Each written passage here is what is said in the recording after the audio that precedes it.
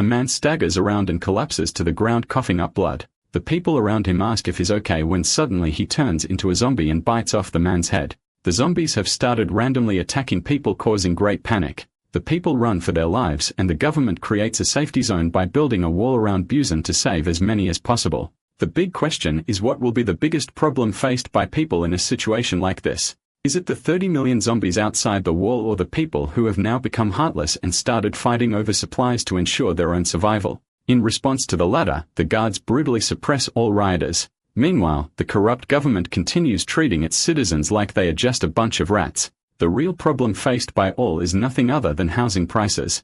Refugees from all over the country have flocked to a single city, creating outrageous demand for housing as prices have increased more than 100 times, while leases have increased by more than 47 times and rent by 30 times. For those who couldn't afford homes, the zombie-infested areas outside the wall and the cold, hunger-stricken camps were equally hellish. The hero of our story, Kyul-soo-kim, a 23-year-old construction worker, has no home. Like most of you, our hero also doesn't own a house. Kyul-soo-kim works all day except for 2.5 hours, which he uses for sleeping, allowing him to earn 4.5 million won per month. He calculates that if he doesn't spend anything from his wage, then saving 39,500,000,000.01 will take him 731 years. So on an honest wage, he will never be able to afford a house. He is now left with only one option: to join the counter-offensive movement that is planning to retake the Pohang Steel Industrial Zone. The man in the advertisement tries to sell the idea of joining the counter-offensive movement to the masses by offering 5 million won per zombie killed and presents it as a great opportunity, as the situation inside the walls isn't that good. Kyul-soo-kim goes to sign up for the campaign, handing over the training fees and his death waiver. He's given a ticket to Pohang and told to go to platform number 3. He has just spent his emergency savings and stolen shovels from the construction site to go all in on this plan. He plans to either end up as a zombie or become a homeowner who can do whatever he wants in his own home. Either way, this will all end once and for all.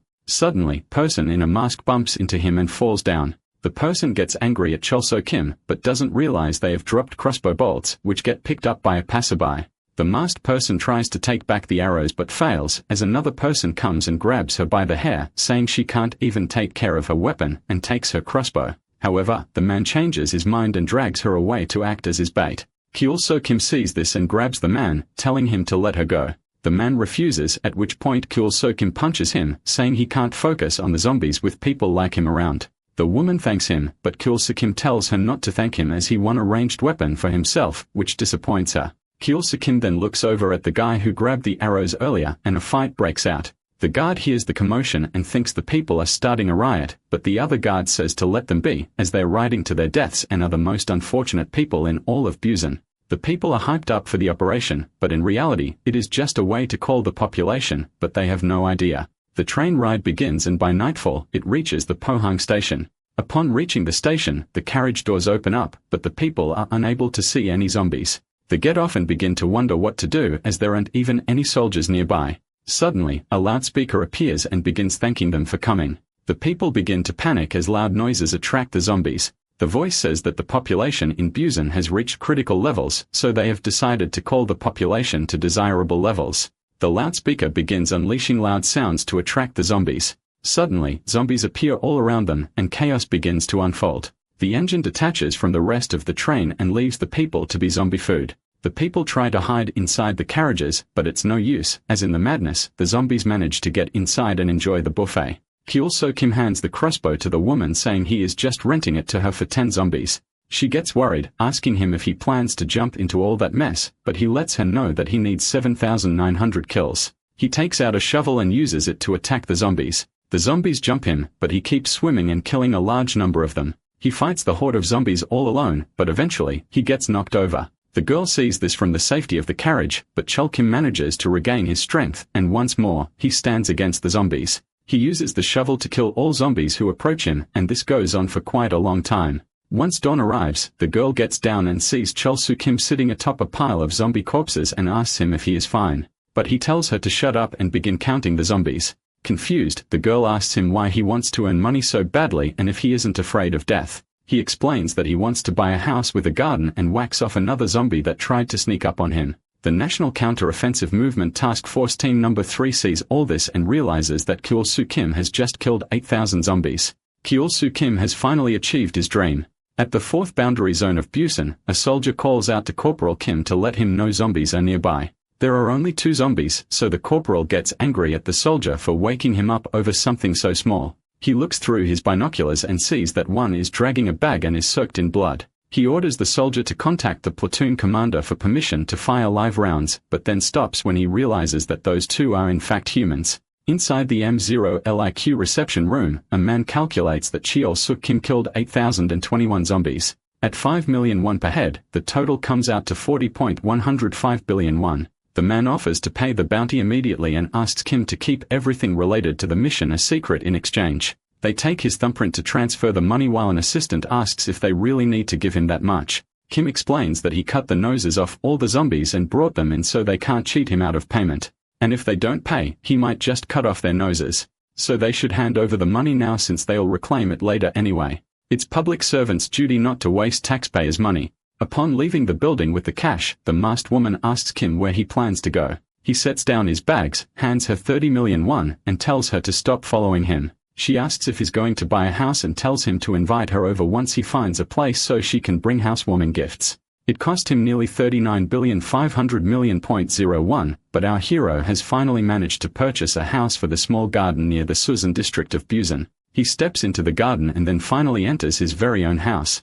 We wish we could say he lived happily ever after, but that wouldn't make for a good story, now, would it? As soon as he crosses the threshold, he steps on a nail that pierces his foot and blood starts dripping down. He notices the nail is covered with dark blood and remembers he was told to leave the noses and other bloody items back at MLLIT as they pose a security risk. Kim finally realizes what's been done to him, but it's too late. He's already begun to turn into a zombie. He recalls living with his older brother who remain optimistic that their mom and dad were still alive. That optimism drove him to buy a house with a garden and plan to put their names on the front door so mom and dad could find them. Suddenly, Mo Elijah arrives in front of Kim's new house with a heavy guard detail. Over a loudspeaker, a man calls Kim an infected. His assistant urges the commander not to aggravate Kim. He might go on a rampage, and doing this on the same day Kim moved into his new home feels inhumane. The commander worries that if people learn someone survived the national counter-offensive operation, the slashers will try to recruit him.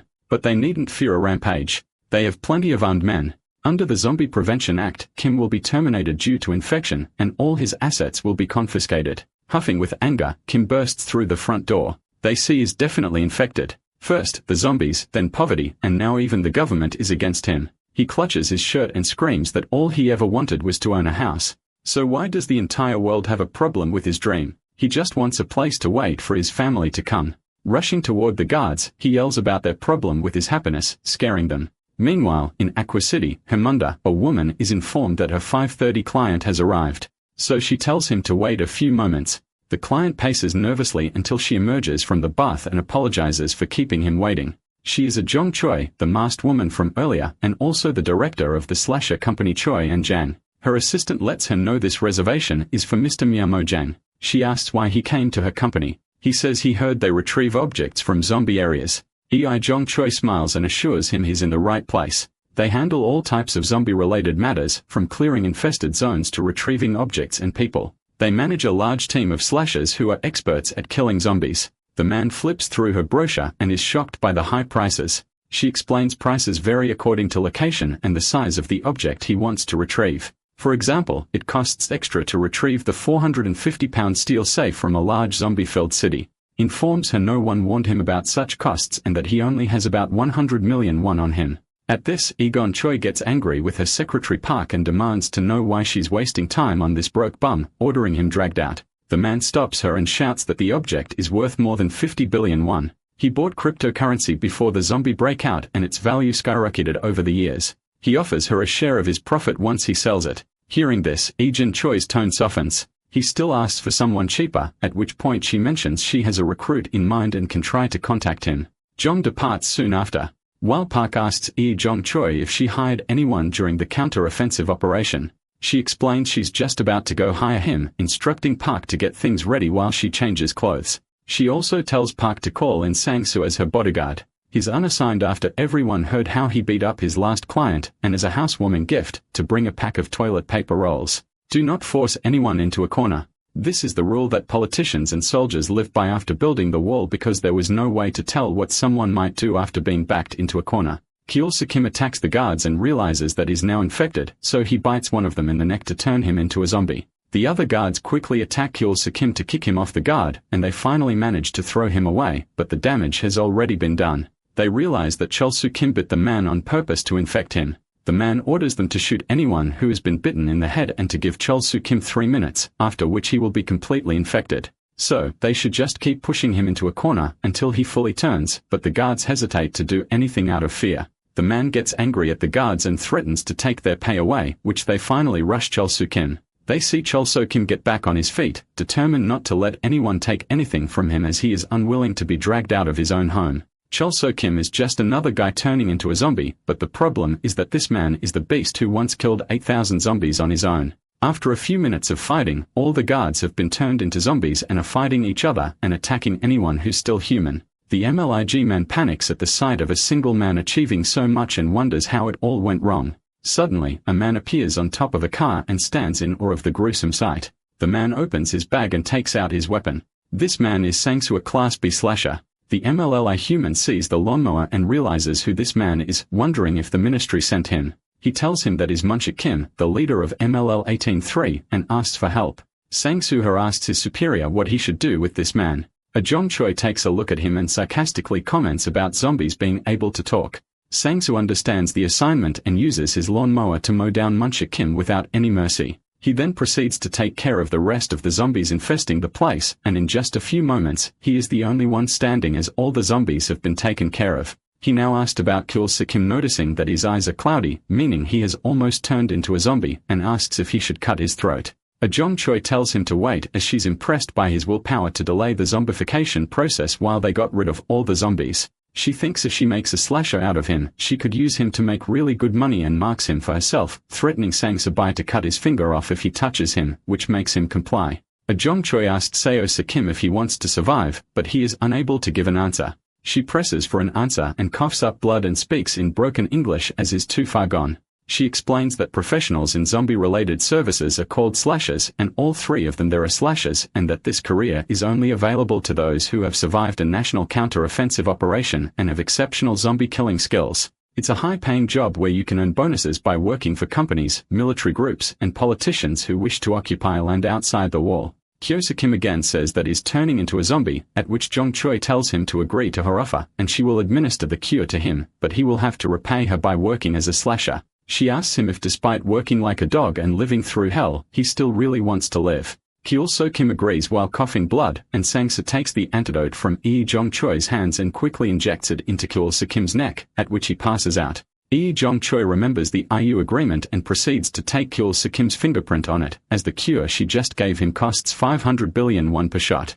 And even though saving a life is important, when such a large amount is involved, this is standard procedure. Sang-soo feels pity for Chol-soo-kim, but also admits that this outcome is better than being dead. Sometime later, Kyo-soo-kim wakes up and shouts in anger. He calms down and asks the driver who he is and where he is right now. The man explains to Kyo-soo-kim that he's in his cab and asks him what he remembers. Kyo-soo-kim recalls that he went to Pohang to kill some zombies and then bought a house, but then he got infected by zombie blood. He starts to panic and touches his body to look for any signs of being infected. He then looks at his reflection and realizes that he looks fine. The man then asks if he remembers the woman with the silver hair.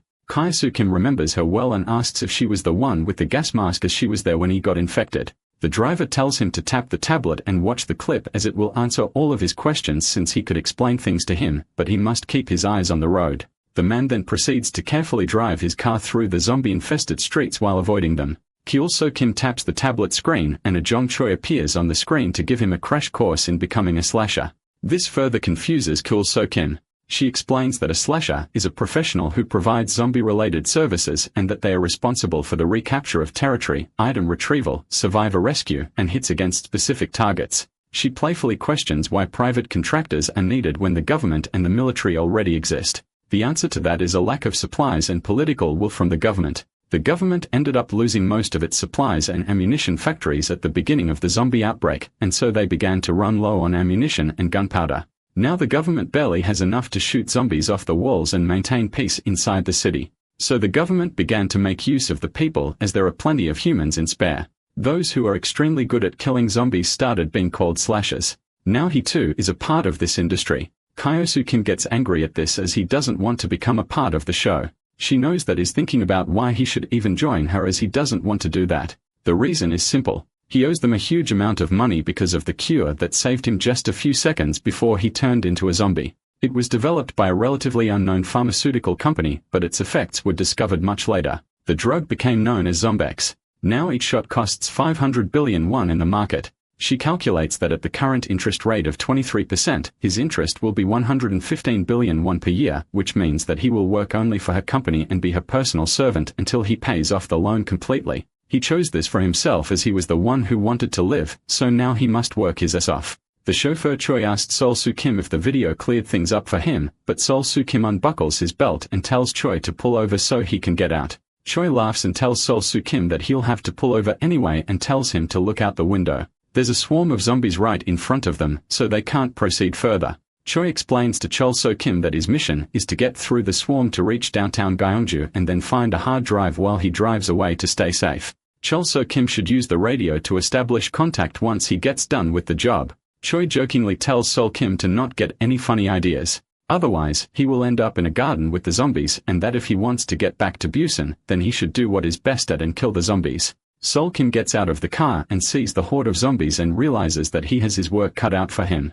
Previously, he had gone inside the walls to avoid the zombies, but was forced to go out after being unable to deal with the poverty. But now once more, he has been forced outside the walls by debt. It's not fair for him, but he doesn't have a choice as the world always finds a way to make the weak decide. Meanwhile, Jong Choi gets a call from Choi, who explains that he has delivered the package, who is a bit angry, but he is confident that the job will be done well. She thanks him and promises to send a check for the trip and also reminds him to take some drone footage of Sol Soo Kim. Park asks her if the rookie will really do as is told because he hasn't been trained yet, and it might be too soon to send him out, but Ejin Choi isn't worried because Seol Soo Kim has no choice other than to listen to her because he owes them an insane 500 billion. Kyul Soo Kim grabs his trusty shovel and jumps right at the zombies to beat the death out of them. Chaos ensues as Sol Soo Kim unleashes his full fury on the zombies. He effortlessly jumps and smashes the zombies in any way he can. A zombie suddenly appears behind him, but that too is no problem for him as he easily slices through it. After a while, he is the only one still standing at the location.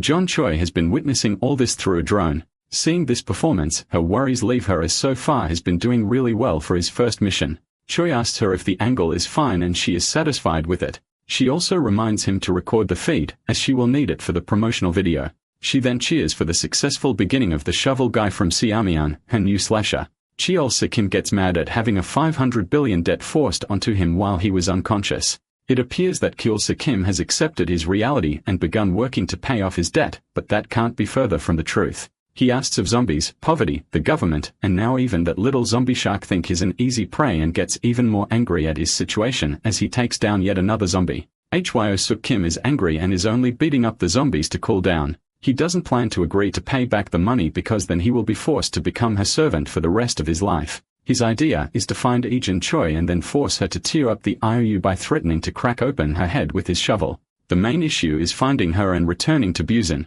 He thinks that if he pretends to comply and complete the mission, then he'll be able to get back to Busan and see her. He takes out the radio and sees that the address of this target is taped onto it. He doesn't want to make Jong Choi happy by doing the job, but right now, his best option is to complete the work as quickly as he can. After forcing his way through the zombies, he finally reaches the written address and enters the building. Choi stops the recording as Seol Soo Kim is now inside the building. He leans back and thinks that Cheol Soo Kim is one of the gifted ones and is an expert in killing zombies, and he is able to use his intelligence, instinct, and physical prowess to locate anything. He also compliments Ejin Choi's eye for talent as every slasher that she finds is a beast. He looks at a picture of his daughter and wishes to earn as well as the top slashers so he could give his daughter a better life. Suddenly, something falls on his car's windscreen, and he immediately takes out his knife ready for a fight. He realizes that it's just a chunk of meat and goes outside to get a closer look. He sees that cut is too clean so it can't be the work of a zombie, but is instead done by a person.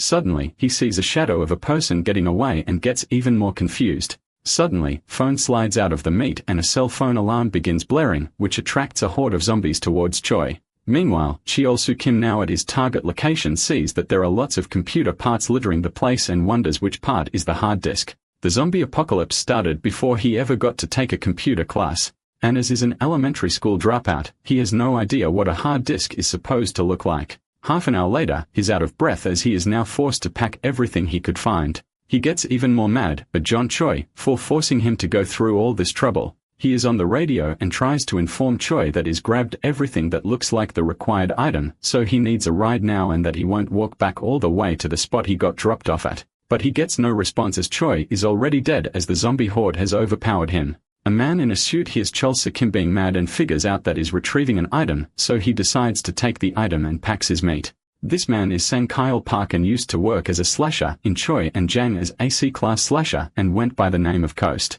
The reason why he went from being a slasher killing zombies to an ex-slasher who now kills humans using zombies was because of money. A Jong Choi pays Sang Kyle Park his monthly check, but he isn't satisfied with it. She explains that he didn't land many jobs this month and only performed joint assignments, and they offered discounts to clients upon hiring multiple slashers, so 5 billion won is the right number after taxes and commission. But still, Sang Shul Park gets mad. This makes Lee Jong Choi frustrated, who then tells him to work on his class level as he should be grateful to be able to earn this much as a C-class slasher and that he should also take some dangerous jobs. So she expects a better performance from him in the next month, which was a protest against being unable to go beyond Class C. Sang Hyo Park spots Kyeol-soo Kim hauling so many items and gets impressed, but he still prepares a trap and gets happy that he gets to screw over a Jong Choi and make money off her work, which is exactly why he has so much fun doing this.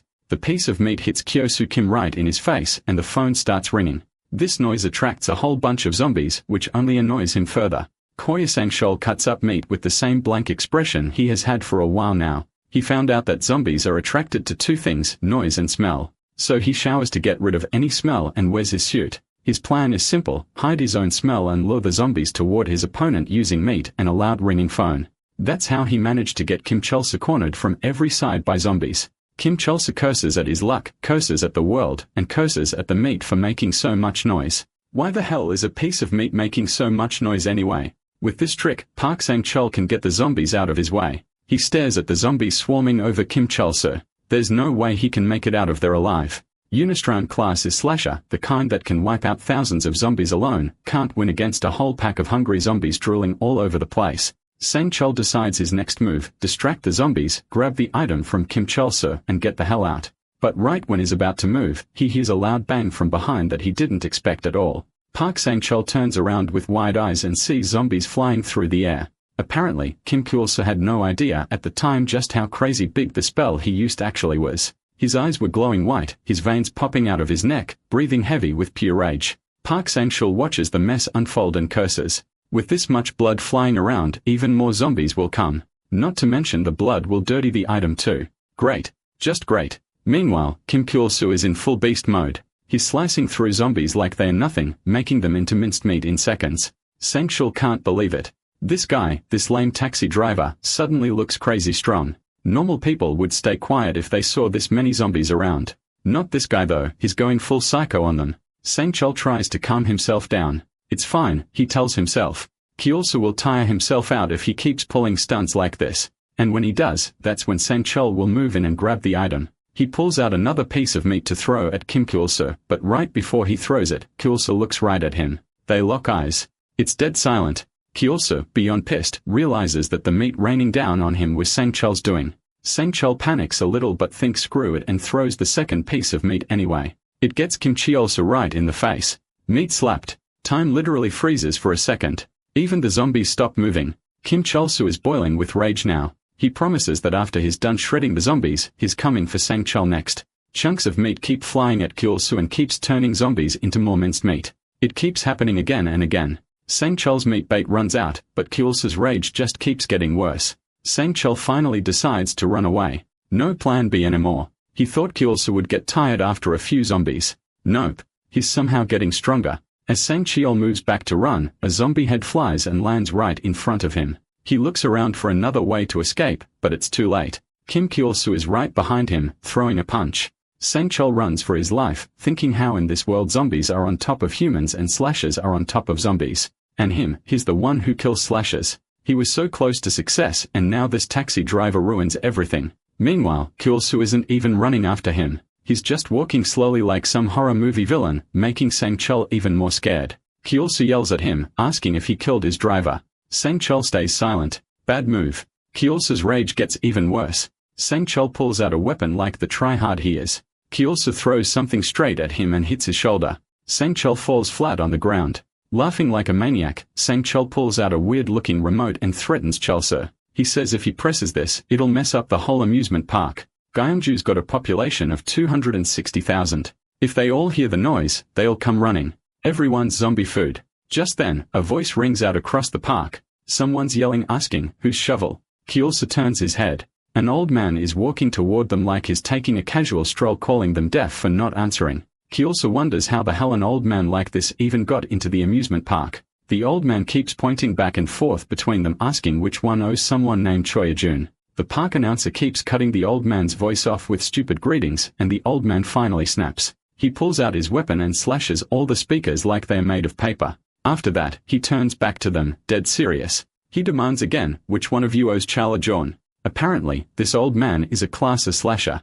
His name's Kim Chul-sam, but people also call him Kang Ta-gang, or just old man. Kyulsu raises his hand to dumbfoundedly, half thinking, maybe it's him this guy's looking for. When Kang Ta-gong was called over for a cup of tea by Ah-jong, he was surprised to learn that she wanted him to rescue a rookie slasher. Ah-jong explained that the slasher she had sent with him to chauffeur Choi suddenly lost contact with her company. She wondered if he had encountered a mutant, but Kang Ta-gong cut her off, saying the guy must have run into a slasher hunter. Ah-jiang's expression fell as she turned serious, a worried look on her face. She told him that she had prepared a helicopter to arrive at the heliport, and it would be there in about 30 minutes. His commission was to rescue the new slasher called Some Ion Shovel. The prize for the job would be about 50 billion won. He closed the case of money in front of him, saying this didn't feel like the right thing to do. He had never taken on a commission just for the sake of earning money. What he wanted instead of money was the cure. Exactly what it was remained unknown. Ah-jong was flustered by his absurd request. It turned out that the cure was an item on sale for a staggering 300 billion won.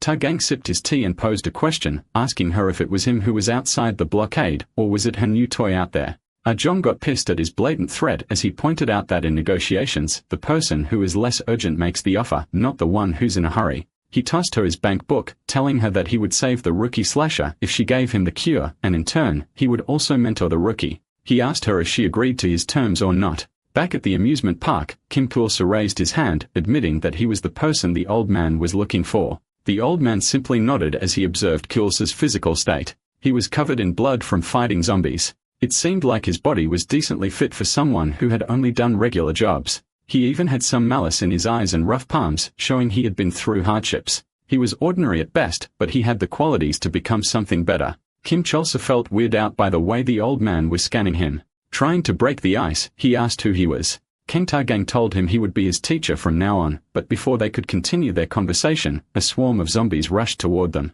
Before Chulsu could run away, Ta-gang smacked him on the head with his fishing rod, scolding him for acting on his own when the teacher hadn't even finished speaking. Kyulsu looked annoyed as he got lectured for being disrespectful. Kyulsu asked who had decided that the old man would be his teacher and whether he knew a way to escape the amusement park and get away from the zombies. Ta-gang answered that Ah-jong, Kyulsu's employer, had hired him as a mentor and that he couldn't leave a class that hadn't even started properly yet. Kyulsu grew even more annoyed, thinking that this old man was the type who simply didn't listen to others and only did what he pleased. Ta-gang then got serious, telling Kyulsu that their first class had already started. His first lesson was simple. He asked Kyulsu what the difference was between catching zombies and catching fish, and what they had in common. Kyulsu was dumbfounded. He had no idea what fishing had to do with dealing with zombies. The old man already had a fish on his hook as he threw bait toward the zombies, slashing through most of them at once. However, the number of zombies was so overwhelming that he ended up getting cornered from behind. Despite that, the old man didn't seem fazed. He told Kim Chulsu that fishing was all about patience. It teaches you when to pull the line. Ta-gang told him to duck, and Chulsu immediately obeyed. In the next instant, all the zombies around them, both front and back, were slashed and fell to the ground. The attack was so strong that even the building behind Kyulsu was cut clean in half. Kyulsu wondered out loud how many zombies have been taken out at once, and the old man answered that he had cleared at least 1,000 in about 30 meters. Kyulsu couldn't believe it. He thought the old man was just saying whatever he wanted. There was no way he could have taken out so many zombies at once, but he definitely had the skill to suck up a ton of money. Suddenly, a voice sounded behind Kim Kyul-soo, stuttering in disbelief over what Ta-gang had just done. Chol-soo remembered that Park Sang-chol had been with him, but he had assumed he would have turned into a zombie after getting hit with a shovel covered in zombie blood. It seemed like he hadn't completely turned, but his body definitely looked more deformed. The old man explained to Chol-soo that Sang-chol had mutated. Mutations happen with a certain probability among zombies, and since it looked like a partial mutation, Sang-chol must have become a Class C mutant. In his mutated form, Sang-chol grunted as he remembered Ajong telling him to raise his class if he wanted to earn more money. The memory triggered a fit of rage because of that class system. He ended up punching the old man so hard that he went flying back. Then the mutated Sang-chol turned toward Kim Chol-soo, declaring that he hated him, just a rookie, and that he hated the old man for being a top-class slasher. Before losing his consciousness, he swore he would kill them both. Kim Chol-soo kept his guard up, commenting that he couldn't even understand what Sang-chol was saying because his pronunciation was terrible. He also wondered if he could even take someone that big down, especially since the mutant was faster than regular zombies. As the mutant attacked, its arm was suddenly cut off. The old man explained that he finally remembered who Park Sang-chol was. They had met back when they were both slashers. Sang-chol had been the cowardly kid who used to wear a hazmat suit because he didn't want to face zombies directly, always sneaking things while others stole for time. They hadn't been enough, so he eventually became a slasher hunter and now a mutant. Such a pitiful and cowardly fate. The mutant got even angrier, but the old man took him out before he could act on it. Afterward, the old man got back up and told Chol-soo one more thing, that there was no need to become a real monster, no matter what other people said. He told she'll soon move along because Choi Ah-jong was waiting for him. Kang Ta-gang had always possessed a knack for fishing, even when he was much younger. As he marveled at the fish he had caught, a call from his little daughter suddenly interrupted his moment. Answering the phone with a cheerful tone, he warmly greeted her, wondering aloud about the reason for her call and teasing her that maybe she had a fight with her husband. For Kang Ta-gang, that call from his daughter years ago remained unforgettable. Back then, he had been surprised to hear her defeated and stuttering voice through the receiver. Alarmed, he quickly asked if something had happened to her. His heart dropped when she began crying, explaining through sobs that her little baby had devoured her husband. She told him that there had been so much blood, and she did not know what to do. No authority was picking up for frantic calls, and she was hiding from the monsters in the other room. Upon hearing this, Kang Ta-gang dropped everything right then and there, his fishing forgotten, and rushed to help his daughter. Right after hanging up the phone, he noticed a public broadcast warning citizens about a strange mad disease that was spreading rapidly across the city. Now in the present, Ta-gang and Kim Chol-soo step off the helicopter at the heliport. An attendant greets them and asks if they are heading toward Ah-young's office. Inside the elevator, Kim Chol-soo looks at the old man with curiosity and finally asks who he is exactly. The old man smiles faintly and answers that he's a slasher, just like Chol-soo, a person who kills zombies and earns money for doing it. Chol-soo, still amazed at the old man's strength despite his age, wonders how someone so old could be so respected and powerful. He begins thinking about what he must do to become like Kang Ta-gang. Even in the elevator, the old man continues speaking, saying that Kyul-soo has too many questions for something that only has one answer. In life, he says there is always something that has been stolen from a person, whether they are living well or struggling. Those who desperately want to take back what has been stolen from them, they are the ones who become strong and earn the respect of others. Kang Ta-gang then turns the conversation back on Kyul-soo, asking him what it was that had been stolen from him. This question sends Kyul-soo deep into thought. His mind flashes back to everything he had lost, his parents most of all. The old man shares that he's going to Seoul with the hope of turning his zombified family back into humans by using the rare and expensive 500 billion and one cure. Hearing this, Chol-soo cannot help but think the old man's plan is absurd. In his eyes, once something is stolen, it can never truly be regained. There is no way for Kang Ta-gang to turn back time and reclaim his family, as there is no way for Chol-soo to get his brother, his education, his school days, or his friends back. Ta-gang, noticing the heavy look on Chol-soo's face, gently urges him to think about the one common thing that was stolen from him. After a long pause, Chol-soo speaks, saying that what was stolen from him was his home. All his happiest memories were made there surrounded by his family. However, Ah-jong coldly informs him that the house is no longer his. It had been seized to pay for his treatments and expenses, and she had been the one to make that decision. The words hit Kyul-soo like a slap. Rage bubbles inside him as he slams his fist onto the table and demands the keys to the house, furious that something so precious was taken from him without his consent. In a moment of anger, Kyul-soo moves to punch Ah-jong, but he is stopped in his tracks by an overwhelming sense of dread. The old man stands beside him holding up a weapon against his arm with a stern warning not to go any further or he will surely regret it. Kyul-soo feels the weight of the injustice crushing him, the deep unfairness of having to give up his home, his memories, and his past.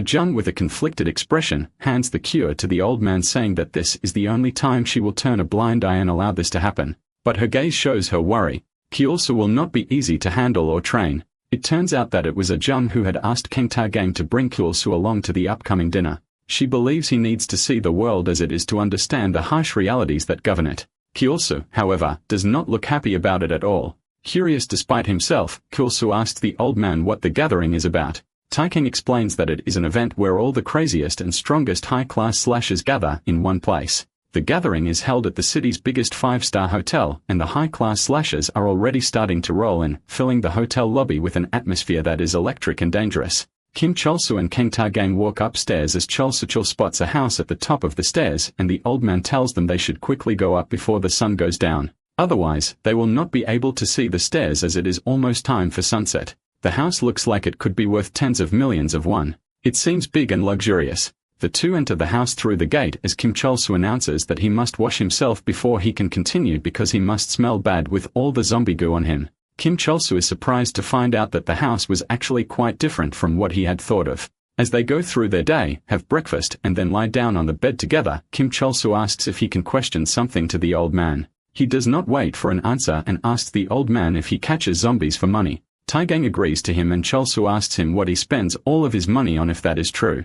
Kim Cholsu explains that the house does not really seem that expensive because he does not eat expensive food. The house's bathroom is not even inside. The old man asks him if he is trying to say that all the slashers are crazy. Cholsu asks him again where he spent his money, and the old man gets up as he says that he will understand better when he sees it himself. He takes the key on his neck and his hands. When he takes Cholsu into the forbidden and locked room, there are pictures of his daughter's family in glass frames. He tells him that he wants the injection shot worth about 500 billion won. It is for the treatment of his daughter. Kyosu enjoys the open wind on the roof and sees the old man dressed very elegantly in a suit to go for a gathering. He tells him that if he keeps undressing so casually to a gathering, Cholsu scoffs as he just needs to catch zombies. The car comes to pick up the old man and Cholsu, but the car attendant only allows Gogong to enter and stops Cholsu from entering. He ends up arguing with the men dressed professionally. One of them stops him from banging on the car windows and tells him that another car will soon arrive to pick him up. He does not have the power to interfere and sit with the old man in this car. Kim Cholsu waits for his ride as a motorcycle impatiently shows up with a woman riding on it. She goes off to introduce herself as Minute Aei, his operator that will drive him around.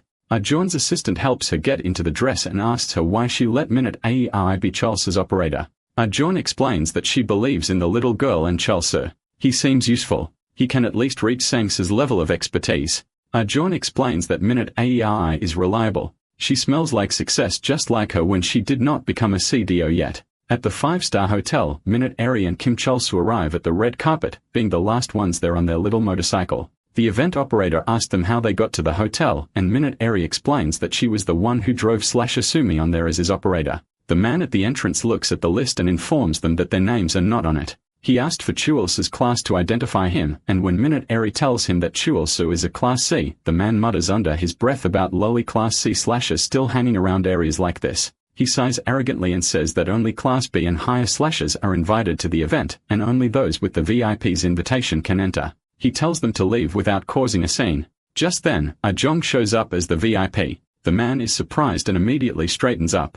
Jong tells him to let Minute Aei and Kim Cholsu inside as she personally invited them. The man hesitates, still stammering that it might be improper to allow a Class C slasher into such an elegant gathering since the organizers are expected to uphold a certain level of class. Jong leans in close and tells him that Kim Cholsu is not ordinary and she has already invested a lot into him. The members and VIPs inside have probably already heard the rumors. They are eager to meet the rookie slasher. The organizer reluctantly allows them to enter under her authority. Jang tells Cholsu that he can use her name whenever he needs to. She's fine with it if he and Minute Aei rely on her. When they step inside, they are surrounded by food, drinks, and luxury. People are laughing, chatting, and enjoying themselves. Cholsu thinks that these rich kids are just playing around, but Jong corrects him, explaining that everyone at the event is at least Class B, meaning they have killed over 30,000 zombies. Class B operators are also attending to scout new slashers, and VIPs with capital are here to utilize both slashers and operators. The event is not just a party, it is serious business. Cholsu scratches his head and asks why he is being told all this. Minari says that he must get used to this environment and maintain his work ethic no matter what twisted or disgusting things he sees. Kyulsu finds it strange how serious Men is about it and grabs a glass of champagne from a passing waiter. He takes a sip and remarks that since he came from a refugee camp, nothing he sees here can shock him.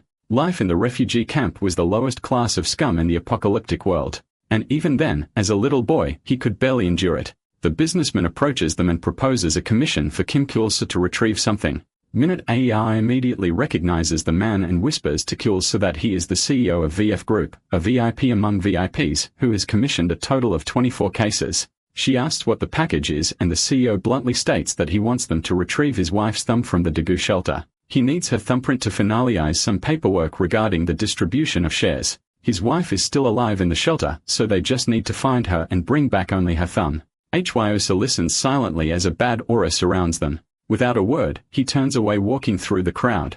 As he passes by, people recognize him as the rookie slasher and start picking on him for no reason. Makang-ge, a Class B slasher, steps in to calm the situation. He walks with Kyulsu and explains that it is customary to treat newbies rudely. The more they are picked on, the more it shows the veterans are interested in them. However, the event soon shifts, drawing everyone's attention elsewhere. An auction begins showcasing popular female celebrities, idols, actresses who had turned into zombies. The crowd eagerly bids on these zombified merchandise. Chang-gui gets excited too, cheering with the crowd. Him and Mrs. Chuels are walking away and wonders if he simply did not find any of the merchandise to his liking. But for Kim Chuelsu, this was the last straw. To him, there was no difference between the brainless zombies and the humans around him. Disgusted, he storms onto the stage and slashes the zombie that was up for auction, leaving everyone in shock. He crashes emotionally right there on the stage, humiliated and furious. Jong quickly intervenes, telling him to calm down. The atmosphere turns cold as the audience glares at him, their eyes full of condemnation for judging their way of making money. Deok Cheol-jang steps onto the stage, ready to face Chul Suk Kim. He's a class of slasher, something you don't see every day. He's also the leader of the JDC group, although the title doesn't really suit him. The news has already mocked him for pretending to be a businessman. Once a thug, always a thug. Meanwhile, Jong's assistant walks into his office. On Jong's orders, he has prepared something. The JDC group has lost around 1 trillion won, roughly equal to $1 billion. Jong orders him to lead the way. In some dark, shady place, two men open a metal door as Jong steps out of his lavish car. Inside, a man is tied to a chair. He's in bad shape and has definitely seen better days. This man is Sang-do Jin, a domestic news reporter and the one who wrote the article calling Jang a thug.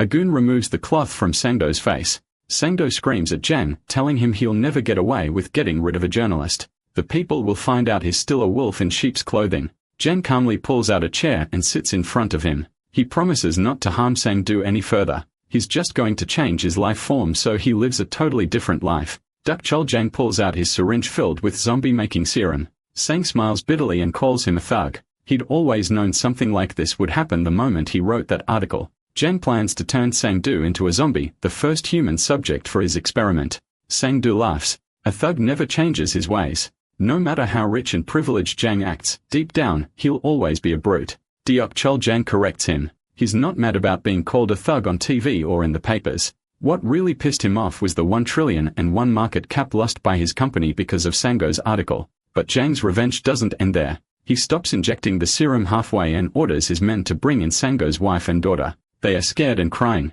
Sang-do realizes what Jang is planning. Once he turns into a zombie, he'll attack and eat the only people he loves. Sang-do begs for their lives, insisting they did nothing wrong. Duk Chul-jang calls him an ungrateful brat and leaves. He orders his men to check the place tomorrow and send pictures of whatever remains to the press, a warning to other reporters. If anyone else writes something that hurts the JDC group, they'll face the same fate. Duk Chul-jang was always good with numbers. He muscled his way straight to the top. Back to the present, Kyulsu Kim and Duk Chul-jang face off. Miss Aejon steps between them trying to calm Jang down. He slaps her aside without a second thought and she falls to the ground. Kyulsu Kim gets distracted.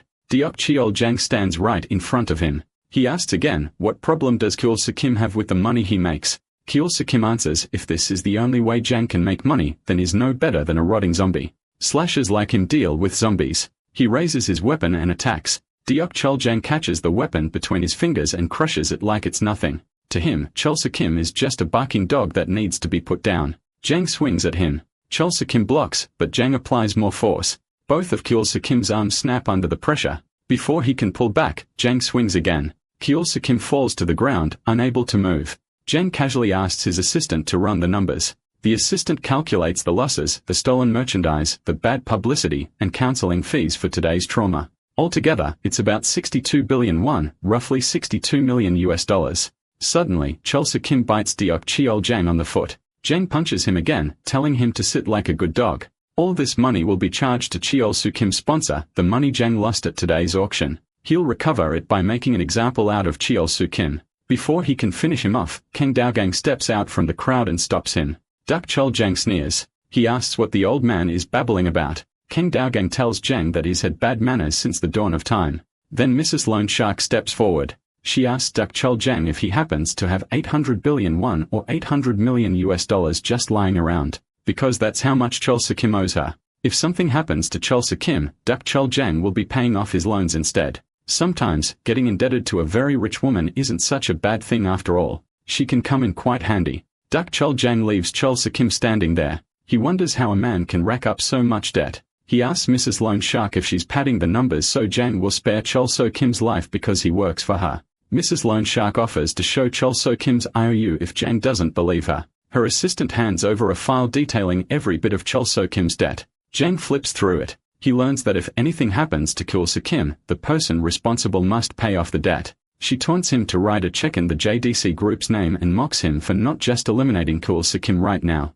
It would save her the wait to get her money back. Jang sees through a bluff. He's a man of pride. This amount is pocket change for him. He's a thug who has the funds to live this way. He grabs Chol Soo-kim at her collar again. Mrs. Loan Shark does nothing. Jang is a madman, but he can still do the math even in his fury. Before he inflicts real harm, he weighs his options. If he spares Chol Soo-kim, his company will look weak for failing to protect its assets, but 800 billion won is a huge sum.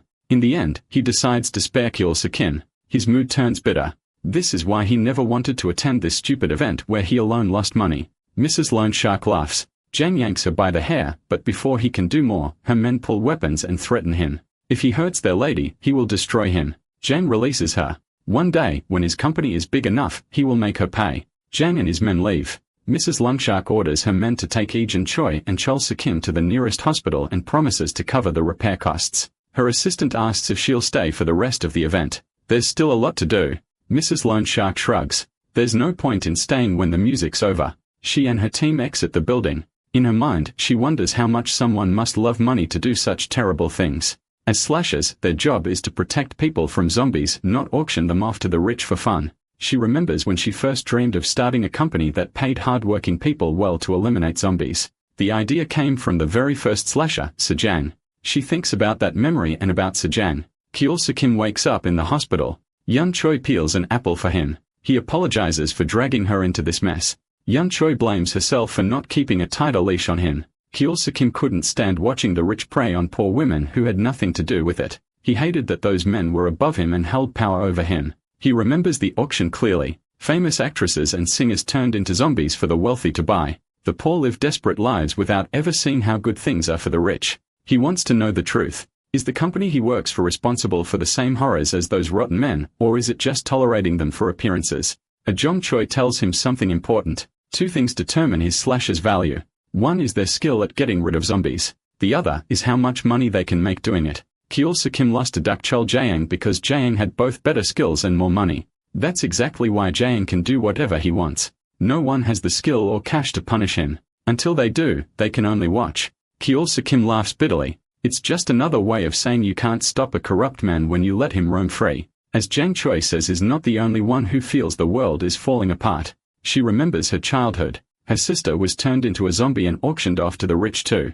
Even though Chol Soo-kim was born in the slums, she, as his assistant, understands how he feels. He needs to work harder to prove to the rich and corrupt that they're wrong. He must sharpen his skills and build his wealth so he can enforce his own definition of justice. Chol Soo-kim sits up in bed, rips off his bandages, and orders Ae Jong Choi to find him zombie-clearing jobs. She agrees. Chol Soo-kim snatches the apple from her and says he'll eat it with a peel. Jae Jong Choi promises to have work lined up by next week as she leaves him to recover in the hospital. Jae Jong Choi stands before Jae Jong's desk. Jae Jong refuses to give Chol Soo-kim any work. Jae Jong Choi pleads for some assignment. She made a powerful speech back there. She can't return empty-handed. If she does, it will cast a negative aura over her. Dok Chol Jang played dirty tricks behind their backs, and now no one wants to hire Chol Soo-kim.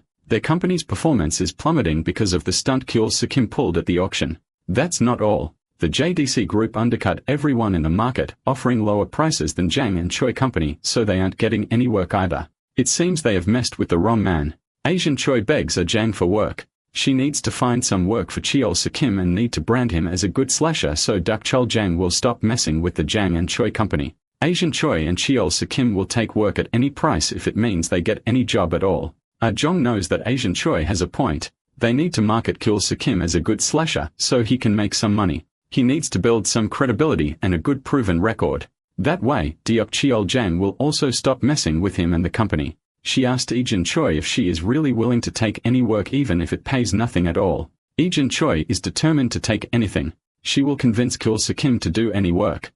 Jong might have some work for them after all. She digs through her drawers and pulls out a file. She orders Asian Choi to take Kyo Kim and head to Gimhae right away. Gimhae is a city in the Gyeonan province. The 12th and the 13th editions of the National Counter-Offense Movement were sent to this city. This mission would help expand territory to the neighboring city of Busan. The mission was pretty easy and simple. Restocking supplies was very easy too because Busan was very near. Mr. Yang, better known as the Flamethrower, was sent to Gimhae to take care of the zombies. Defeating them was a piece of cake because of his firepower. His co-workers asked how many zombies he has defeated. Does his company pay him enough to cover the gas bill for the flamethrower? It's easy money since all the zombies are brain dead. That was the case until a B-class mutant, the Earthworm, attacked. The Earthworm did severe damage to the territory and took many lives with it. 31 slashers were defeated by a single B-class mutant. This went on for days. The Earthworm mutant made Gimhae a living hell. It soon came to an end when the rookie slasher, Chol Jang, defeated the Earthworm with 50 other men from the JDC group. That's pretty much the history of Gimhae. An instructor tells both Kyo Kim and Egon Choi. Kyo Kim gets annoyed and asks the man to take the annoying picture of Chol Jang down already. He doesn't know when his assignment is in an already conquered territory. The man asks them both to step outside to discuss Kyo Kim's mission. He shows them a wall that the workers are making. They plan on making a protective wall around Gimhae similar to the wall around Busan. The north wall is left only. Once that is built, the overcrowding problem in Busan will be solved.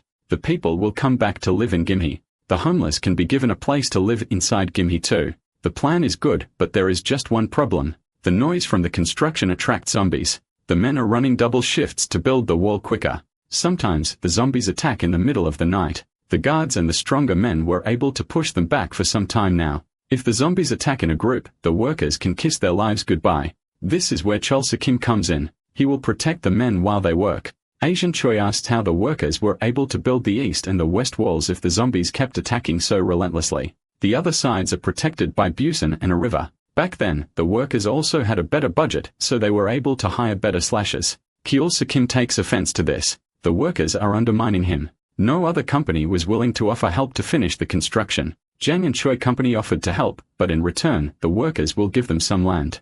Asian Choi understands why Jang wasn't letting this mission go. A single slasher needs to protect the entire area. If he fails, the workers will blame him for the failure of construction. Kyo Kim asks Jong Choi why she is hesitating. She promised to take him high in the ranks where he can slap a few rich men and get away without any punishment. She should live up to her words now. Cheol Kim picks his weapon up and prepares for the task. The job was very simple. The slasher had to stay in the construction site while the workers worked. Any zombie who came near was to be eliminated. This task would reward 16 acres of land in the Gimhae territory. The manager shows Egon Choi and Chol Kim their new home for the next 3 months. They have to share one living space because there isn't enough housing for the workers themselves. The room is small and Asian Choi and Chol Kim aren't comfortable sleeping in the same room. At least they have separate beds. The manager leaves. He will let them know through the radio if he spots any zombies. They can come help then. Asian Choi tries to break the awkward silence. She can take turns sleeping if Kyo Kim has a problem sleeping with her. Kyo Kim just drags his bed away and sleeps in one corner. He needs just the space and the rest is for Asian Choi to use as she pleases. Because of him, Asian Choi got beaten to a pulp. He cannot ask her to do more for him. The night seems peaceful. Suddenly, someone bangs at the door to their housing unit. Kyo Kim wakes up and shakes Asian Choi awake. They are surrounded by zombies and they need to fight their way out to see who is alive. John Choi says that no one contacted them for the zombie breach. Kyo Kim tells John Choi to stay close to him. He will protect her. Kyo Kim opens the door and starts attacking without stopping. The zombies don't fight back.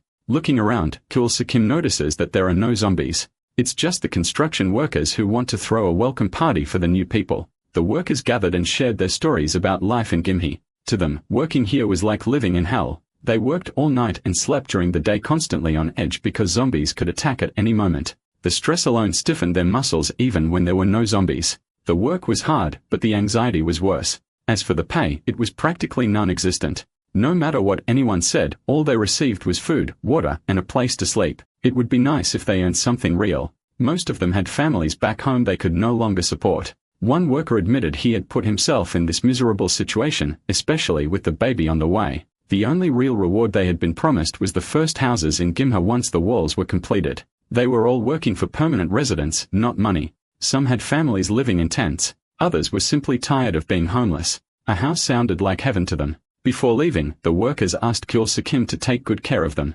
After all, he was their protector now. Once the workers left, Kul-Sakim turned to Egon Choi and asked why she had asked them so many questions. She just ended up making him feel sad for no reason. Egon Choi, shrugging, shared an old saying from the operations. When you take a job that involves wiping out a lot of zombies, you keep your feelings out of it. But when the lives of innocent people are involved, you have to help the slasher tap into their emotions. Knowing that people's lives are in your hands makes you fight harder. Kul-Sakim scoffed, saying that she just wanted him to work his butt off. Asian Choi agreed. After messing up the previous event, he had to make up for it by working twice as hard. Kul-Sakim leaned against a shipping container. If all these workers needed was a place to call home, he would give his all to protect them. Kul-Sakim's new routine was simple. He worked out, did whatever he pleased, and occasionally got called to take care of zombies. Each time he cleared an area, the workers would cheer him on and invite him out for drinks. But Kul-Sakim didn't want praise. This was his job. This was what being a slasher meant. After each mission, he would rest until he was called again. Agent Choi handled the math. He got paid based on the number of zombies he eliminated. Sometimes, trained with a fish philosopher, Jang Ta-gang. Jang Ta-gang often teased him for his sloppy moves, joking that Kul-Sakim only knew how to swing a shovel around. One day during training, Jang Ta-gang asked him how work was going. Kul-Sakim admitted that for the first time, he felt like a real slasher. He wasn't just killing for survival anymore, he was protecting someone. He didn't want the workers to suffer like he had. Jang Ta-gang smiled proudly, slapping Kul-Sakim on the back and telling him to work hard. Then he offered him a rope, suggesting he start practicing before he was ready for a real fishing rod. On their way back, Ta-gang's driver asked why he was so invested in Kul-Sakim. Ta-gang answered simply, he saw potential. One day, when he himself left for Seoul, Kul-Sakim would become a pillar of Busan. At the rate he was improving, it was only a matter of time. Meanwhile, at JDC headquarters, Dak Chol-jain played golf in his private room. His assistant brought in the head of Busan's Housing Association, the company in charge of building homes and managing land across the city. Dak Chol-jain raised an eyebrow. What business did a housing company have with a zombie eradication company? The housing chief first made Dak Chol-jain promise secrecy. Dak Chol agreed. Money-making schemes were best kept quiet. The chief explained, once Gimhe's wall was completed, the value of property in Busan would drop by 35%. Demand would plummet, dragging prices down with it. The housing association wanted to stop the wall's completion. Their plan was to arrange a zombie attack on the workers before construction finished. They needed GDC's help to plant the zombies. Dak Chol-jain laughed in disbelief. If they got caught, it would be game over for the housing association. Only a crazy man would take this job. But when the housing chief offered 10% in all the properties owned by their members, Dak Chol-jain's mind weighed. The potential profit was staggering, and the risk could be buried if done carefully. Dak Chol-jain agreed to the deal. If anything went wrong, the housing association would take the blame. The chief warned him, though, the workers had a very capable slasher on their side, someone who had wiped out 8,000 zombies in a single night. Dak Chol-jain immediately thought of one man, the same man who had once dared raise a weapon against him, Kul-Sakim. Sirking to himself, Dak Chol-jain decided it was time to unleash a secret weapon from his labs, a B-rank mutant, something that would definitely finish the job. The head of company asks what Dak Chol-jain has in his mind. Dak Chol tells that any company can sell a mutant they capture to the pharmaceutical companies. The head of company must have heard of the Zombex. It's the cure to a zombie infection, but rumor has it that they use mutant zombies for this. The slashers make a lot of money from this, and the pharmaceutical companies make even more money by selling the cure.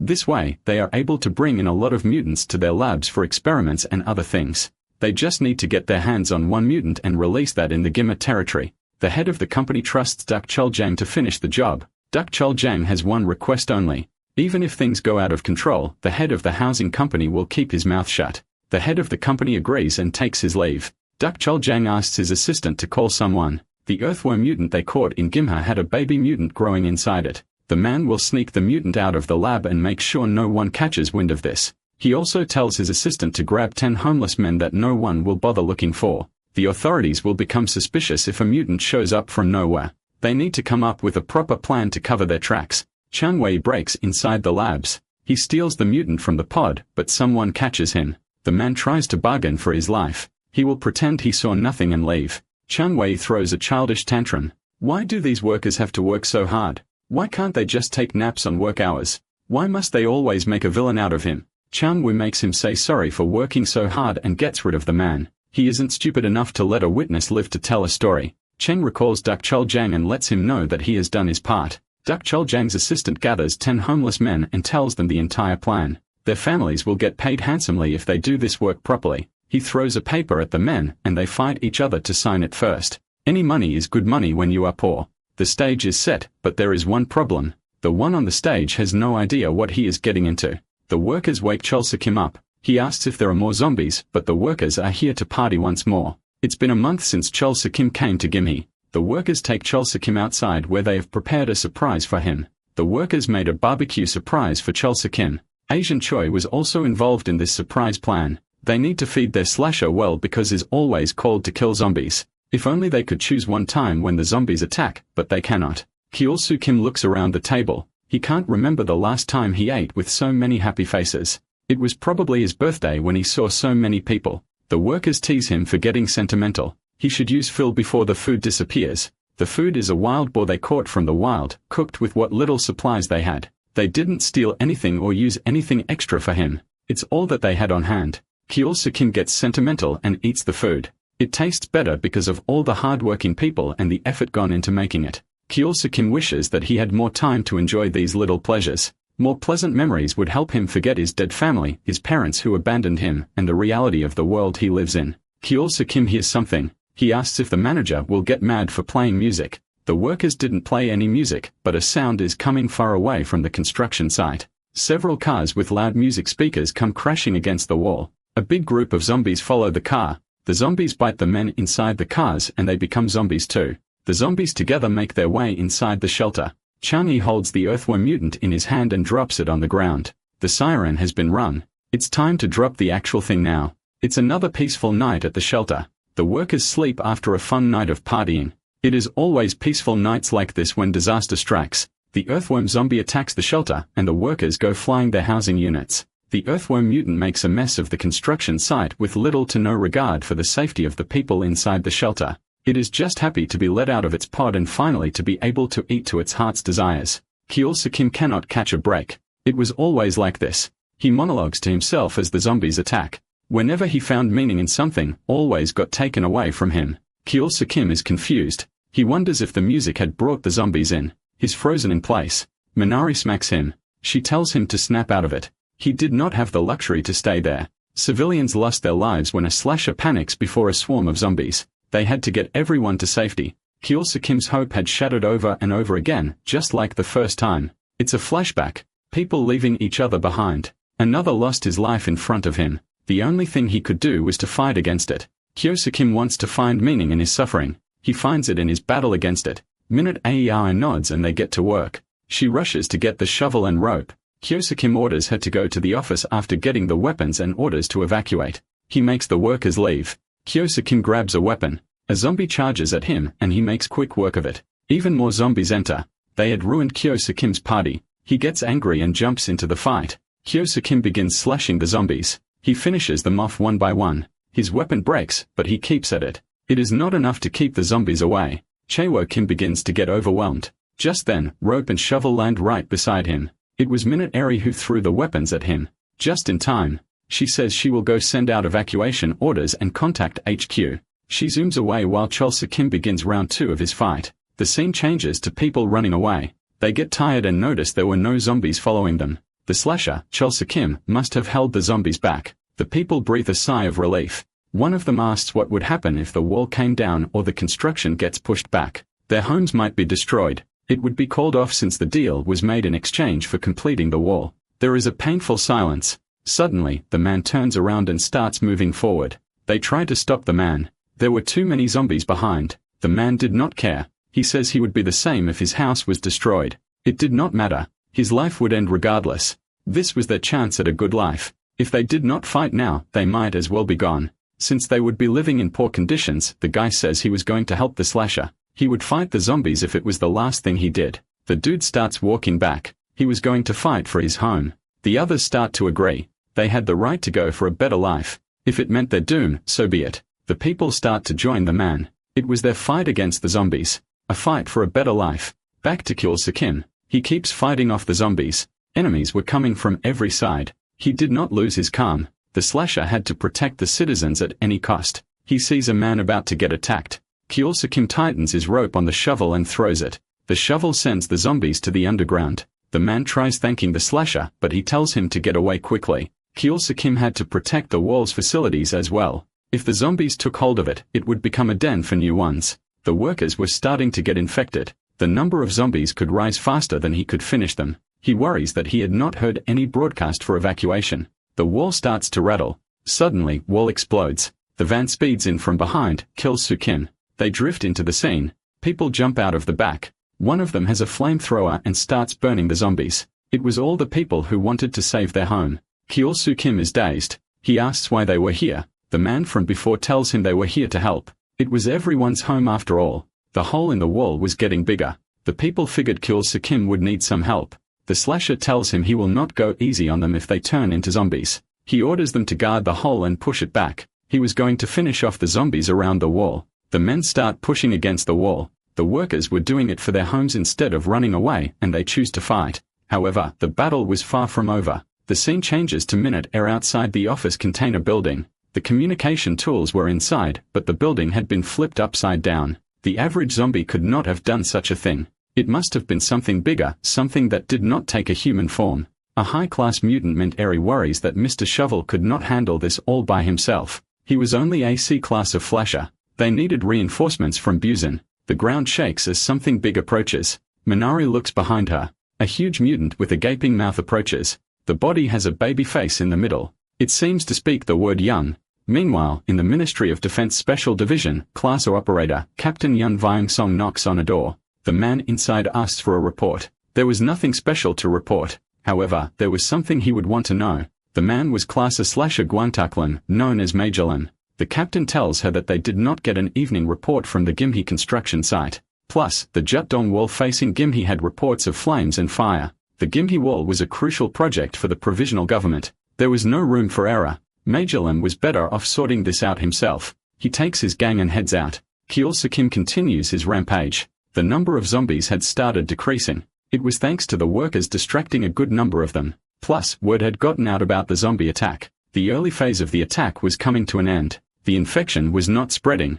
Chol-Soo-Kim hears a whirring sound like an engine. He looks at the wall. There was another container placed. This gave Kyo-Soo-Kim some relief. Some people might lose their lives, but the infection could be controlled. The slasher is relieved he could protect everyone. The mutant appears inside the wall. It rises from the ground with its huge open mouth. Minute AEI arrives. Kyo-Soo-Kim is stunned at the giant. She tells him it is a mutant. This mutant had blown up the communications building. However, there were workers who flew to Busan. They would report the incident to the slashers. The reinforcements should arrive in an hour. Minute Ari zones out. She's obviously stressed beyond her limit. Kyo-Soo-Kim shakes her and tells her to speak up. Minute Ari tells him that the mutant had a full-body mutation. This meant it was Class B or above. Kyo-Soo-Kim could probably not handle it. It's a flashback of the first time he saw a mutant. Back then, it was just a Class C mutant since it was partially mutated. Back in the present, he says he will have to do it regardless. There was no other choice. Everyone would lose their lives if he gave up. Kyo-Soo-Kim orders her to evacuate the workers. He had no idea what he would be fighting or what the damage would be. Egon wishes him luck and tells him she will do her part. The mutant worm towers in front of the slasher. They had compressed his body and moved faster, but its actual length reaches about 115 feet. It was as tall as a 10-story building. The mutant says its phrase again. It treated the humans like food. The mutant's face opens its eyes. Kyo-Soo-Kim stands bravely. The mutant roars and attacks Kyo-Soo-Kim. The average person would stand blankly. They would not know how to fight such a huge monster. However, Kyo-Soo-Kim was date guy. He was not going to back off. The mutant worm attacks the ground and rises again. Kyo-Kim was nowhere to be seen. Just then, he jumps from the side. He had dodged the attack. The mutant had let his body guide it. Just like the day it went berserk and ended 8,000 zombies. The slasher lands on the mutant's body. He stabs his shovel hard into it. Kyo-Kim knows the big ones are always so slow. He jumps, ripping the skin of the worm. He had learned the pattern. When the mutant worm slows down, he was going to deal as many blows as he can. The mutant worm could not even see the attacks coming. Kyo-Kim keeps slashing his way around the mutant body. When the worm goes crazy, he will just use the rope and dodge without going too far. The worm starts to tire out. Kyo-Kim jumps in front of the mutant face. It's time to get beaten up again. The slasher goes hard at work again, slashing and whacking the worm. Chang-ji watches from afar. He sees Kyo-Kim having the time of his life. Kyo-Kim had no realized that the second phase had begun. The worm mutant's face goes back into its body. A humanly body arises from the worm. It punches Kyo-Kim with full force. This sends him flying away. As he is in the air, the worm grabs his body and slams him into the ground. Kyo-Kim could not understand a thing. He was finding out why this was a high-class mutant. He uses his shovel to slash out of the mutant's grasp. Just as he is about to attack, the humanoid mutant body vanished. Suddenly, more bodies arise and attack the slasher. The man watches by. This was entertainment for him. The mutant worm attacks relentlessly. Kyo-Kim was being attacked from all sides. He had lost control of the situation. Even his defense was getting weak. Kyo-Kim needed something to distract the mutant worm even for a little bit. Suddenly, a crane hook is operated. The hook swings and is thrust into the worm's body. It was one of the workers out to help. This bought Kyo-Kim just enough time. The mutant body becomes dazed and weak. This was his chance. Kyo-Kim uses his rope to tie the mutant's humanoid body. He then proceeds to beat the body with his fists. Kyo-Kim screams and fights to slay the mutant worm. He keeps attacking relentlessly, even using his shovel. The mysterious slasher appears beside Kyo-Kim. He tells him he was going to play the thug. Kyo-Kim tires out. He asks why the slashers could not show up at once. He begins to lose consciousness. Kyo-Kim passes out and falls off a immune worm. The slasher falls on the ground. The mysterious slasher groans at this. He climbed all this way up just to go down again. The life fluid drips from the mutant as it is finally slain. Chang-Gui now has an order. Since Kyo-Kim made a mess of the mutant worm, he will be ordered to destroy the wall for the mysterious slasher. Chang-Bu keeps his sword at Kyo-Kim's neck. Suddenly, a dagger hits the sword, moving him away. Major Lim had arrived on the scene. The workers were running away from the zombies. Major Lim confronts the mysterious slasher. He asks if the slasher was responsible for this big mess. The confrontation is serious. Both men stare each other down. The scene shifts to Major Lim's backstory. His real name is Gwangtak-Lim, and he is a class A slasher. Before the zombie apocalypse, he served as captain of a special operations unit. His motto was to achieve top results at any cost. During an overseas deployment, things went south. He raised his gun and shot his commanding officer in the head, ending that man then and there. For that, Major Lim received a 12-year sentence in a military correctional institution. Even in prison, he continued to train. What earned him an early release was his exceptional skill. He was soon called back to fight for his country. Chang-Gui shifts uneasily. He wanted to verify that the mutant was doing its work before he left, but Kyo-Kim had delayed too long. Major Lim turns back to him and asks once more if the outbreak was his fault. The slasher feigns innocence, claiming he simply rushed to the scene on hearing about the incident. Major Lim presses him, why had he tried to stab Kyo-Kim with a sword covered in zombie blood? Chang-V's confidence falters, but he keeps his composure and lies that he was only teaching Kyo-Kim a lesson, that things got a little heated and competitive. He tries to fool Major Lim. Suddenly, Kyo-Kim speaks up. He weakly points at Chang-Ji and explains that this slasher and his gang unleashed the zombies. And after he dealt with the mutant, Chang-Ji stabbed him too. Chang-Bai's deception is exposed. He starts to beat Kyo-Kim, but Major Lim chuckles. Kyo-Kim remains entertaining even on the verge of collapse. Not caught, Chang-Bai stands there. Major Lim asks what he intends to do. Chang-Ji snarls that he will fight. Major Lim reminds him of paragraph 13 of Article 2 of the Zombie Prevention Act. Anyone who spreads the virus is to be executed on the spot. It's free game. Cocky, Chang-Ji boasts that he will end the military man and lunges at Major Lim with his sword. Major Lim narrowly ducks the strike. Though Major Lim has a higher class rating for killing more zombies, Chang-Ji is slaying more humans and has longer experience. He refuses to lose a human battle. Chang-Gai slashes wildly, but Major Lim dodges effortlessly, drawing small cuts each time. Chang-Gai continues swinging to no avail, having underestimated Major Lim's composure. He wonders why Major Lim isn't worried about zombies. He screams, why? Major Lim calmly explains that command ordered them not to waste ammunition on zombies. He needed to sharpen his mag skills, and fighting Chang Ji served as perfect training. His squad would handle the undead, yet no fear there. Major Lim then praises the workers for their bravery, telling them to relax now that he's here to protect them. A sniper picks off zombies from afar, and another slasher and bush camouflage cuts down dozens more. Chang Gui realizes they will soon clear the area, which infuriates him. He attacks Major Lim in blind rage, but Major Lim stands firm. Blinded by anxiety, Chang Gui has made his biggest mistake. Major Lim remains motionless. He simply spits out his cigar, the hot ash landing on Chang Gu's forehead. Then Major Lim strikes, dagger piercing again and again, ending with a vertical slash. Chang Gu falls, slain. Kyosa Kim watches in shock. Major Lim turns to him and says, "This is the difference between class levels," then asks why Kyosa Kim is staring. Is something wrong? At the Gimmo wall construction site, things seem to have calmed down after being defended by the Class C slasher Kyosa Kim, a shovel guy from Siamian. The workers who appear to be huffing and panting in the prompt arrival of Class A slasher. Kim faints right after the defense and is praised for having the skills and being a huge help. While picking Kim up, Kuel Dan Mang, Ministry of Defense's Class B slasher, reports to Class A slasher, saluting and affirming that the wall is secure. Upon this, Major Lone mockingly asks him what he wants, a compliment for doing what he is paid to do.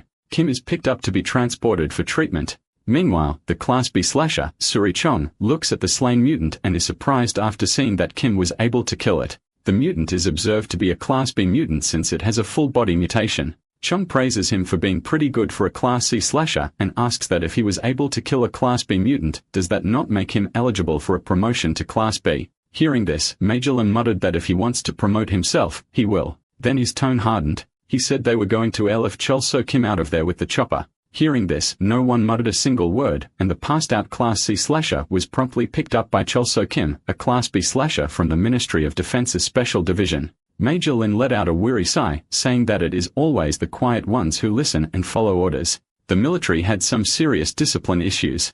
At the Armed Forces' new capital hospital, Kuel Soo Kim finally wakes up in the first-class patient room. Kuel Soo Kim says that he sees an unfamiliar ceiling again for the third time, letting out a sigh, saying that he has never needed a hospital before. Why does he put up with this? He observes some people in the room with him, asking himself who these idiots are. The people are none other than Major Lim, Chong, and Mang. Major Lim is seen to be doing push-ups, while Mang is shouting the remaining representatives, while Chong is observing both. After seeing that Kyosa Kim woke up, Major Lim gets up and pokes Kim, saying that he saw him open his eyes. He tells him to stop acting like he is not awake. Kim does not want anything to do with him as he already has his hands full with that stupid debt collector. Kyosa Kim continues to get poked repeatedly and even harder, to which he eventually gets mad and springs out screaming. Major Lim calls him ungrateful, telling him that he saved him. Kyosa Kim replies that everyone who saves him wants his money, and he bets that he wants something too.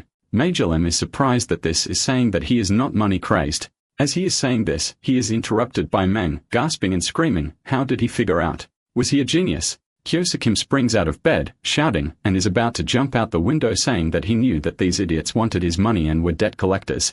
As is about to jump out, Major Lim grabs him in the nick of time and screams that it is not about the money. Plus, he did not even have any idea which floor they were on. The situation calms down. Kyosa Kim has a visible annoyed look on his face. He then asks them, confirming that they will not put him in debt. Major Lim says that they already told him that they will not and assures him that they will not take his money, asking if he has trust issues or something for asking this question so many times. Major Lim further tells Kim that the Gimho Wall construction project is 70% funded by private corporations. The government of Korea has an allocated budget of 30% for it as well. That is why they were deployed there, as it was part of their duties. As a result, they were able to successfully save the construction project, and they did not have any reasons to take Kuel So Kim's money in the first place. He then says that this, however, is between him and Kuel So Kim. The story is different with the private corporations and the government. The government invested a big chunk of shares into this project under the condition that the wall is built without delay. However, due to the recent situation at Gimhe, they will not be able to continue construction for a while, as there are too many holes to fix now due to the mutants' attack. Too many details cause Seol Soo Kim to lose his cool and groans that he should just get to the point and tell him what he wants from him. Major Lim says that the provincial government will use this excuse to take over the construction project, causing his employer, Jong, to go bankrupt, leaving nothing in his pocket. Hearing this, Seol Soo Kim gets concerned about the construction workers who work day and night without any pay for the promise of a home. Major Lim asks him if he cares more about the workers and his reputation as a slasher. Chol So-kim clenches his fist and replies that he does not care about that as it will not help him find his family and he does not want the workers to lose their homes. He wants him to just tell the superiors that he did not hear the zombies coming as he was busy sleeping. Major Lim is surprised at his response, saying to himself that he did not think people like Chol So-kim, especially after the world turned into this bad mess. He orders to tell Captain Song not to send a report yet. Chung nods and leaves the room. Major Lim asks him if he is interested in working for him. Suddenly, door slams open. "Not so fast, soldier," she says. This girl is Chol So-kim's employer, Jong. Hyul So-kim flinches because of her being a lung shark. Another girl rushes to Kim, worried and scared that he had been hurt. She says that it took some time to find him because they did not know where they had taken him. John then says that no one is taking him away from her until she gets 800 billion won. She then says that she will not even let him go with that money. She is his employer. She gets to decide what she does to him. Major Lim argues, saying that he sees she still likes to keep her slashers on a leash. He asks if she developed it after Suo Jang. The girl switches at this. Sang-soo replies that it is partly her boss's fault for acting like a childish brat all the time. The guy steps up asking that why is he bringing up things she does not want to recall. Upon this, Major Lim gets pissed off. Seen scribbles a note. On it is written that if Major Lim needs Kim, then he should not be arguing with his employer. Shin scribbles another note for Jong. On it, he suggests the possibility of loaning Kim, potentially benefiting both people. About the slasher loan, it is a form of contract entered between companies to acquire slashers of different skills and abilities to be used to special missions for a specific duration of time. Major Lim agrees to write up a decent loan fee and send it to the company. Chol So-kim angrily says that he did not agree to a loan and he is not a slave. This is interrupted by both Kim's employer and Major Lim screaming. They asked him if he has 800 billion, want to pay up, and if Major Lim should send his report. Chol So-kim trembles and quivers at the thought of this and screams that him not having a choice is so screwed up. Afterwards, Major Lim, Mang, and Seon walk in the hallway. Mang asks Major Lim if he is done with his business here. He replies that he saw Chu Seo-kim wake up and offer him the job. Things get exciting as Major Lim plans to beat the life out of Dak Chul-jang. At the JDC Good headquarters, Dak Chul-jang was enjoying his time waiting for a report. Suddenly, a man rushed in. He reported that Chiang Kai had gone dark and that most of the zombies around the wall had been slain, including the war mutant. The plan must have failed badly. Chiang Kai had never gone dark after a mission before. They were screwed. Judal Jong needed to act fast. He ordered for everyone to gather at the building's entrance. The military could storm the place at any moment. It had been a long time since Dak Chul-jang had felt this kind of anxiety. Later, Major Lim arrived outside the skyscraper. The building was grand. Dirty business had earned them a fortune. Major Lim joked that they should quit their jobs and open a business like this one. He hated the miserable public servant wages. Hu Longmeng disagreed. He liked his honest living. Major Lim, on the other hand, had issues and that's why he loved beating up the scumbags inside. They entered the building and were immediately faced with a group of muscular goons. Major Lim couldn't help but wonder why there were so many buff men around. A secretary stepped out and informed them that the chairman could not meet them. He questioned what they were doing on private property at this hour. Major Lim saw through the act instantly. He asked about the zombies they had let loose. The man denied everything, playing dumb right to their faces. Major Lim calmly read aloud from the Zombie Prevention Act. Anyone found distributing the zombie virus would face execution. He gave a stern warning. Still, the man kept denying it. Chio Longmeng tried to calm Major Lim down, but it was no use. Major Lim was furious. Left with no choice, Meng unzipped a bag they had brought, revealing the corpse of Changui. He asked if they were still going to deny everything now. The goose grew visibly worried. The secretary snapped at them to stay quiet. He still refused to acknowledge the body and demanded an arrest warrant or proof. Otherwise, he insisted, it was none of their business. Major Lim finally snapped. He announced he was going upstairs. Meng quickly ordered the squad to neutralize the goons and clear a path. They would arrest anyone obstructing justice, but no killing. The secretary, panicking, ordered the grunts to attack. A massive fight broke out, but it was completely one-sided. Meng and the squad made quick work of them. Blocking Major Lim's path stood Class C slasher Yongbei Joe, also known as the Grizzly Bear. Cocky. He asked Major Lim where he thought he was going. Before he could finish his sentence, Major Lim slammed a punch into his gut, dropping him instantly. The secretary made a run for it, trying to alert the chairman. Major Lim intercepted him at the elevator. The poor man barely managed to step inside before Major Lim joined him. It was not going to be his lucky day. When the elevator arrived at the 36th floor, the man was already done for. Executed in the elevator, Major Lim entered the office and confronted Du Chul-jang. The zombie business was too big to ignore. Du Chuljiang would have to come with him for interrogation, but Du Chuljiang, still on a call, completely ignored Major Lin. Major Lin flicked his cigar at him. Du Chuljiang clearly didn't appreciate the attitude. Major Lin whipped out a pair of handcuffs and declared Du Chuljiang under arrest for treason and civil unrest. Du Chuljiang laughed it off. He told Major Lin to call HQ and confirm how they had settled the situation. Apparently, he had been talking to someone so high up that a small-time public servant like Major Lin would never even know his name. Later, it was reported that the incident at the Gimhao Wall was officially blamed on Chiang Kai alone. The orders had come from the Guzin Landowners Association. Only one person was arrested, and he was forced to take his own life before ever appearing in court. Du Chuljiang had played the system like a pro. At the Ministry of Defense, they discovered that the head of the Busan Landowners Association had also taken himself out. Major Lin found it interesting. Du Chuljiang was far more dangerous than they have first imagined. It was strange, really. How is it that every time a rich man got into a mess, he magically learned how to tie a rope? Major Lin sighed. Public servants like him just had to obey orders from above. That's why he hated this screwed-up system. The scene shifted. A new figure arrived who was one of God's holy warriors, Classa/Bakian Bake, better known as Pope. He asked if this was the place where the new savior was.